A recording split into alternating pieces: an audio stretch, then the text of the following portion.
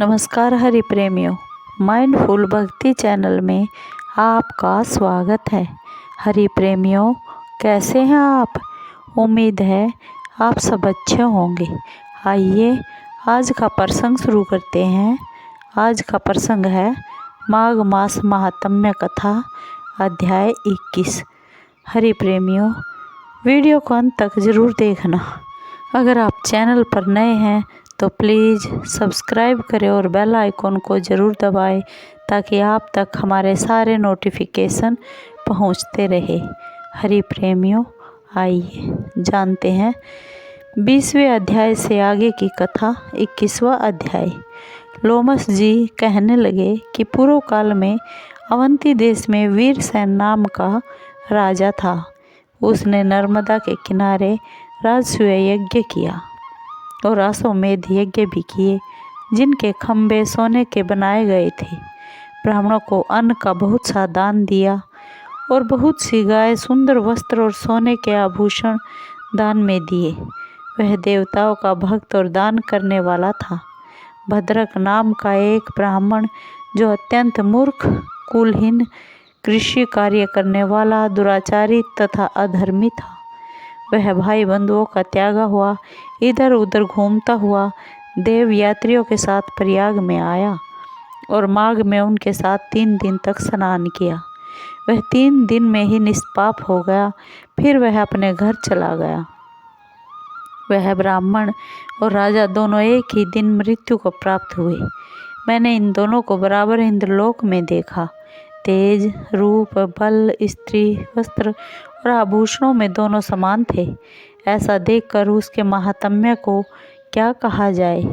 राजसूय यज्ञ करने वाला स्वर्ग का सुख भोग कर फिर भी जन्म लेता है, परंतु संगम में स्नान करने वाला जन्म मरण से रहित हो जाता है।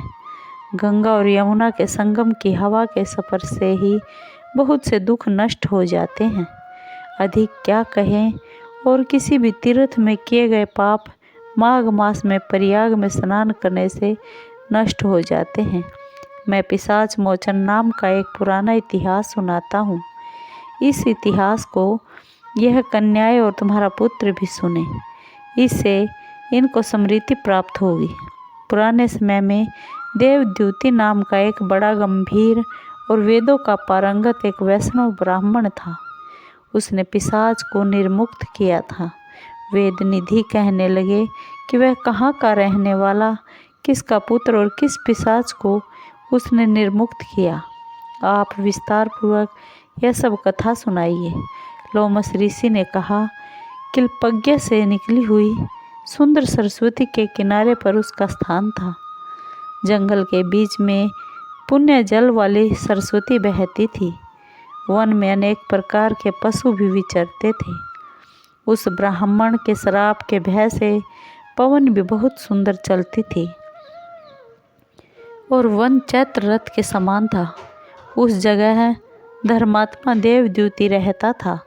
उसके पिता का नाम सुमित्र था और वह लक्ष्मी के वरदान से उत्पन्न हुआ था। वह सदैव आत्मा को स्थिर रखता, गर्मी में अपने नेत्र सूर्य की तरफ रखता, वर्षा में खुली जगह पर तपस्या करता, हेमंत ऋतु में सारस्वत सरोवर में बैठता और त्रिकाल संध्या करता। जितेंद्रिय और सत्यवादी भी था। अपने आप गिरे हुए फल और पत्तियों का भोजन करता था। उसका शरीर सूख कर हड्डियां मात्र रह गई थी। इस प्रकार उसको तप करते हुए वहाँ पर 1000 वर्ष बीत गए। तप के प्रभाव से उसका अग्नि के समान प्रज्वलित शरीर हो गया। विष्णु की प्रसन्नता से ही वह सब कर्म करता। दधीचि ऋषि के वरदान से ही वह सर्वश्रेष्ठ वैष्णव हुआ था। एक समय उस ब्राह्मण ने वैशाख महीने की एकादशी को हरि की पूजा कर उनकी सुंदर स्तुति तथा विनती की। उसकी विनती सुनकर भगवान उसी समय गरुड़ पर चढ़कर उसके पास आए।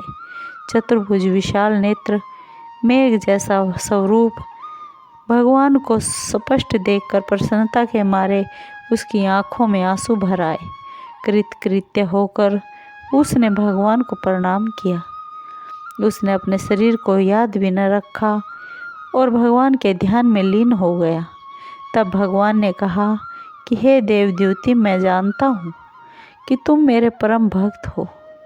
मैं तुमसे अति प्रसन्न हूँ। तुम वर मांगो। इस प्रकार भगवान के वचन सुनकर प्रेम के मारे लड़खड़ाती हुई वाणी में कहने लगा कि हे देवादिदेव, अपनी माया से शरीर धारण करने वाला आपका दर्शन देवताओं को भी दुर्लभ है। अब आपका दर्शन भी हो गया, मुझको और क्या चाहिए। मैं सदैव आपकी भक्ति में लगा रहूं। भगवान उसके वचन सुनकर कहने लगे कि ऐसा ही होगा। तुम्हारे तप में कोई बाधा नहीं पड़ेगी। जो मनुष्य तुम्हारे कहे गए स्तोत्र को पढ़ेगा, उसकी मुझ में अचल भक्ति होगी। उसके धर्म कार्य सांगोपांग होंगे और उसकी ज्ञान में परम निष्ठा होगी। हरि प्रेमियों, 21वां अध्याय समाप्त हुआ। आगे की कथा 22वें अध्याय में सुनाई जाएगी। हरि प्रेमियों, आपको ये वीडियो, ये कथा कैसी लगी? अगर आपको अच्छी लगी हो तो प्लीज़ लाइक कीजिए, शेयर कीजिए और सब्सक्राइब कीजिए। कमेंट ज़रूर कीजिए। धन्यवाद।